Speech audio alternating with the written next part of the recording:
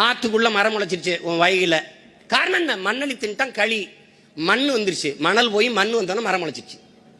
அரை அங்குலம், ஒரு அங்குலம் இல்லை, அரை அங்குலம் மணல் உருவாவதற்கு 100 ஆண்டுகள் ஆகுங்கிறான். அரை அங்குலம். இந்த மணல் எங்கிருந்து வந்துச்சு உனக்கு? மணல் எங்கிருந்து வந்துச்சு? மலையிலிருந்து வந்துச்சு. எப்படி வந்துச்சு? ஒன்று நல்லா நீங்க என் தம்பி தங்கைகள் புரிஞ்சுக்கணும், என் அருமை பெற்றோர்கள், அறிவார்ந்த சான்றோர்கள் பெருமக்கள் இருக்கிறீங்க. ஒரு நாட்டின் எதிர்காலம் என்பது அந்த நாட்டின் வகுப்பறையில் தீர்மானிக்கப்படுது என்கிறார்கள்.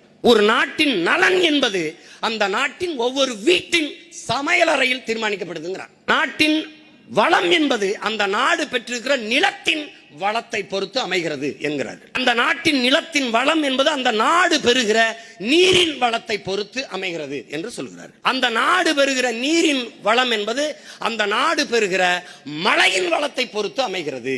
அந்த நாடு பெறுகிற மழை வளம் என்பது அந்த நாடு பெற்றிருக்கிற மலைகளின் வளத்தை பொறுத்து அமைகிறது. இதுதான் ஒரு சுழற்சி. அப்ப நம்மாழ்வார் என்ன கற்பிக்கிறாங்க?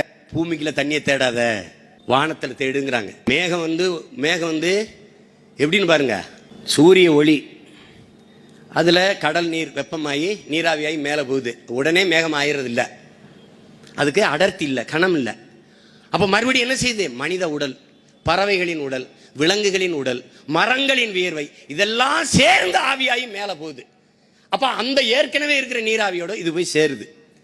காற்று மண்டலத்தில் சுற்றி இருக்கிற தூசி, அந்த கரி, இதெல்லாம் சேர்ந்து மேகமாக உருவெடுக்குது. அந்த மேகத்தை காற்று தள்ளிக்கொண்டே போகுது. தள்ளிக்கொண்டே போய் ஒரு இடத்துல ஒருத்தர் தடுத்து நிறுத்துறாரு. அவர் யாருன்னா அவர் தான் மலை. இப்போ எங்களுக்கு கடல் இருக்கு, ஆனால் நாங்கள் மழை பொழிவை பெற முடியல, ஏன்னா எங்களுக்கு மலைகள் இல்லை. எங்கள் கடல் இருந்து இந்த நீராவி போய் தேனி, கம்பம், மேற்கு தொடர்ச்சி மலை பக்கம் பெஞ்சிருது. காரணம் அங்கே மலை இருக்கு. அந்த மலைகளில் அடர்ந்த மரங்கள் இருக்கு. நுட்பமாக வழங்கணும். இந்த மரம் எதுவுமே நம்ம பாட்டணும் முப்பாட்டணும் நடலை. இந்த மரத்தை நட்டு வளர்த்தது அவ்வளவும் பறவைகள் என்பதை நம்ம புரிஞ்சுக்கணும். ராஜா, இதை விளங்கணும் ராஜா.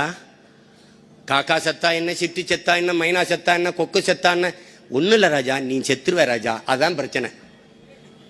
இந்த பறவைகள் நட்டு வளர்த்தது அந்த மரத்தை, அதை பாதுகாத்தது சிங்கம், புலி, கரடி, யானை, நாய், பாம்பு எல்லாம் இதை வளர்த்து பாதுகாக்குது.